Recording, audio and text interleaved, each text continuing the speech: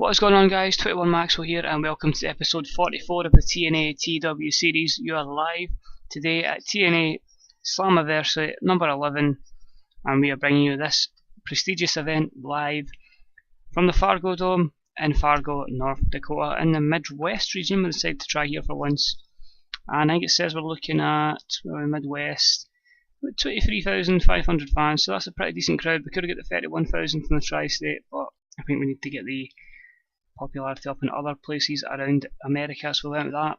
So we've got 15 segments.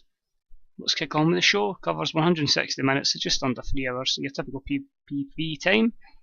Let's go, here comes Slammiversary. So we start off with the usual pyro, boom boom boom da boom boom. The show starts with the impressive opening of pyro before the lights are raised and several sections of the excited crowd are shown waving various signs. The focus then switches to the announce table where Jim Ross and Mike TNA introducing the Hype Tonight show, and the expected impact of the likes of Magnus, CM Punk, DDP, Chris Hero, Austin Aries and Bobby Lashley are likely to have. The King of the Throne storyline advances, the Battle of the Independent King storyline advances, and we get a 74. B-, and it turns out we just get short of 20,000 here, 19,991.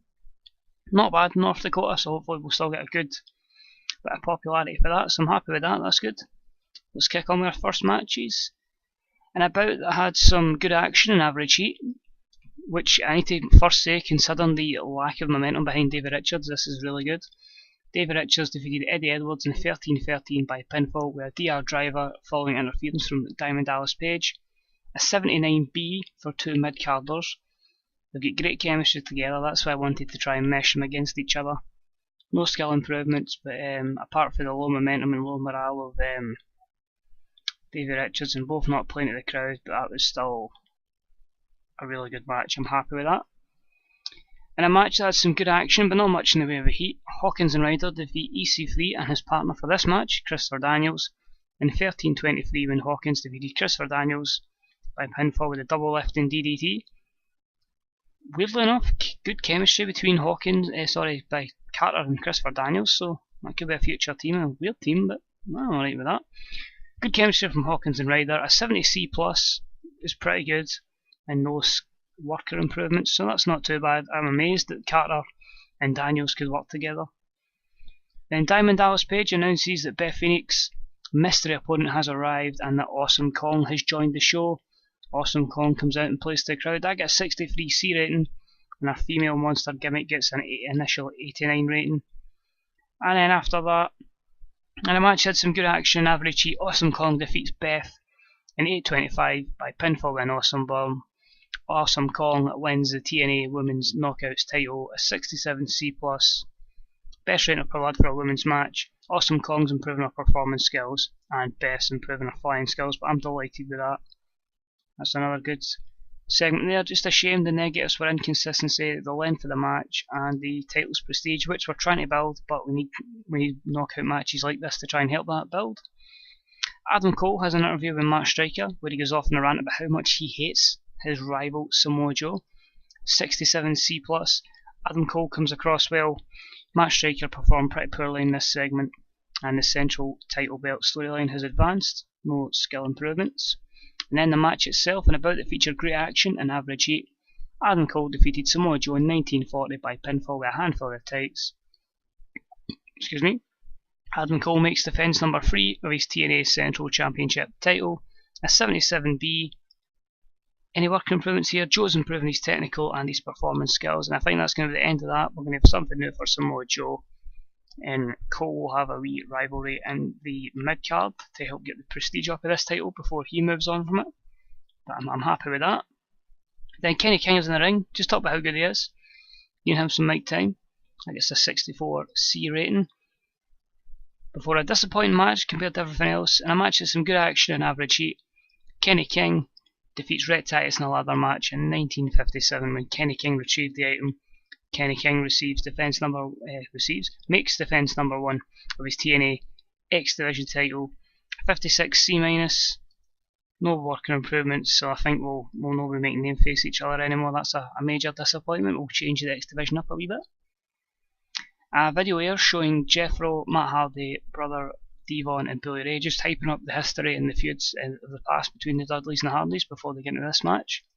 And I get a 67 C+. And a match that had some good action and average heat. The Hardys defeat Team 3D in 13:49 when Jeffro defeated Brother Devon by pinfall with an extreme combination. The Hardys make defence number 3 of their TNA World Tag Team titles, a 74 B-, another great match between two teams full of chemistry.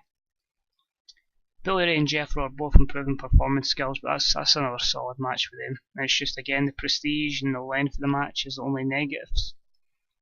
Plus a lot of Jeff Hardy things, but that's to be expected. Matt Striker's in backstage with CM Punk talking about his upcoming match. Matt Striker looks dreadful, CM Punk comes across well. And we get a 79 B rating here. Fair play, Punk delivers as always. In a bout that featured great action and great heat from the audience, CM Punk defeated Bobby Roode in 16:19 by submission. An 81B, the storyline continues on for that. Surely there's got to be some improvements worker wise. Roode's improving his rumble skills and his performance skills. Punk's improving his performance skills. Who decided this was? To have Punk going, oh, I'm pissed off because Bobby Roode put me in a stretcher in the last show. I'm coming back for vengeance. Obviously Punk's going to have like minor injuries, so Bobby Roode would take advantage of them. As you can see with the road agent notes, he was going to dominate it, and then CM Punk was going to come back and get the win via submission. Jim Ross, Mike Tenay and Taz hyped the upcoming match between Magnus, Chris Hero, Austin Aries and Bobby Lashley from the comfort of their announcers table. That improves the two storylines, no worker improvements, but I guess a 75 B-, which leads us to our main event. It's a shame it only gets a 66 plus, but a C+, sorry.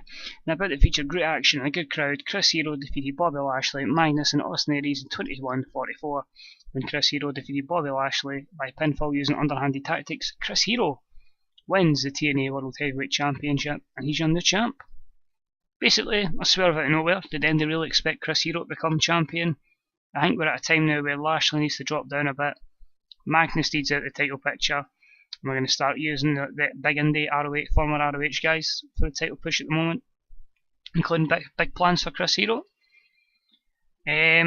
Lashley, Aries and Chris Hero are all improving in performance skills, and all the negatives there were just length, the booking decision, lowering the crowd's mood, but I'm alright with that still. Overall, we get a 71 C+, so a decent pay-per-view. I like to have thought we'd get a bit better, but I suppose the main event kind of let us down a little bit. But I mean, a lot of the segments were good 74s, I thought it was pretty decent. What we'll do is we'll say CM Punk. You're out. I just want CM Punk, I don't want Billy Ray, I want CM Punk. You get told you are a good example. Bobby Roode, good example. Bobby Lashley, like everybody else, needs some encouragement, which were quite poor. Punk's happy, Bobby Roode's happy, Bobby Lashley's pleased. So the show increased our popularity in 23 regions, so this will be interesting to see our size and how we do our buy rate here as well. Hoping for the best. Hopefully we're that one step closer to national. I'd like to think the fact it was a successful pay-per-view means quite a lot of the regions will jump a little bit, and hopefully we can get the benefit in that. But let's see what the report is here. Slammiversary, feedback is great, it's drawn a lot of praise, so that's one good start. Size, let's look at the size. Yep, Tri-State 70. 1, 2, 3 60s, a 64, 4 60s and a 64, so that's already 6 that are 60 and over. So we just need to really get up 2 more, and that could possibly be New England and the Midwest. So that's really came across a good event. I'm happy with that. Really happy with that. In terms of importance, still no trends. Moment of truth time. Well, we'll just see. Cheerleader Melissa's left. She's joined us. Nikki Storm's been offered a extension by PDBW, just amazing Kong leaving her places as well. Buy rate at 155, so it's not too great, it's average. Kind of the same direction we've been in. Money's up to 4 million, although that'll drop at the end of the month once all the rest of the worker costs get done. And our momentum's up to 79, so we're continually improving. A decent show. Creative meeting, well, wee quick glance. Franchise players: CM Punk, Bobby Roode, Austin Aries, Adam Cole, Samoa Joe. The next big things are Jesse McKay, DJZ, and Redman. Our hot prospects are Jesse McKay, Colby Carino, so should we use Carino? We'll see. Jesse, Allison Kay, and DJZ. Mic workers: CM Punk, Kurt Angle. Our future signing there, Glenn Jacobs. Yep, it's true. There you get the announcement that he'll be signing in about 3 weeks' time. We don't know how I'm going to use him, if he's going to be under Glenn Jacobs, are we going to gimmick him as a Kane rip-off, or just call him Kane since it's only the TEW saves us, as if to kind of go with a different name. See what happens with that. Mick Foley and Bobby Roode. Showstoppers: CM Punk, Austin Aries, Adam Cole, Morrison, and Bobby Roode. Ring generals: CM Punk, Davey Richards, Samoa Joe, Matt Hardy, and AA, Austin Aries. Who's all got the momentum at the moment? CM Punk, Austin Aries, Bobby Lashley, Amazing Kong, and Adam Cole. So that's good to see that they're all riding on the wave of momentum right now. Who's not? Mike Bennett, Nikki Storm, Robbie E, Rosita, and Redman. Time decline is still just hitting Daniels, Devon, and Doug Williams, and the hidden gems remain Jacobs, Del Monte, Mischief, Eddie Rios, and Hook Bomberry. So, storylines wise, as a lot of these will come to a close, the Battle of Independent Kings ended up at C+. The Central Belt is at 77B between Joe and Cole. The Roode Hates Punk's storyline so far is at an 81B. I may continue that because that is quite impressive. 69 between the Kurt Angle and DDP, who's basically the owner. It's a 69C+. I say that may end because I don't really have anything else for Kurt Angle at the moment. And Magnus Lashley, that's over. Magnus is no longer champion, and I get a 66C+ as well. So the final thing we look at is our prestige of the titles. We've got the Central Championship with Adam Cole now at a 60C rating. The Knockouts title, 47D, and that is a struggle to up considering we've had the champions as Angelina Love, mostly Beth Phoenix, who's defended it 7 times over a good, what's that, 8 month period, roughly. And now Amazing Kong's got it. The World Heavyweight title is 85 thanks to Chris Hero in it. He's already my 4th champion as I went through Lashley, Bobby Roode, and Magnus. The tag titles are sitting at 70 as the Hardy Boys have got it. They've been my 3rd champions, I believe, or my 2nd champions, sorry. 3rd championship after the Wolves and the Foreign Legion. They're the model citizens of Drew Galloway and Harry Smith. And the X Division is at 70 as well, so that's a wee boost. Kenny King has got it, and he is my 5th champion. And it's the 2nd time under my stewardship that he's been champion after he had a run from July to January. So he's okay, he's done well under me. And the company I think is in a good position at the moment, so we'll just need to hope that the rest of the month goes well. We've got 6 weeks to build to Hard Justice, which would be the first pay-per-view that I've done twice since I started this save in July 2014. So I'm only actually 2 weeks away from a year into the save, which is quite awesome. So I hope you enjoyed this episode, guys. I hope you enjoyed the pay-per-view. I hope you're looking forward to this big run to Hard Justice. And I'll see you again real soon. Bye-bye.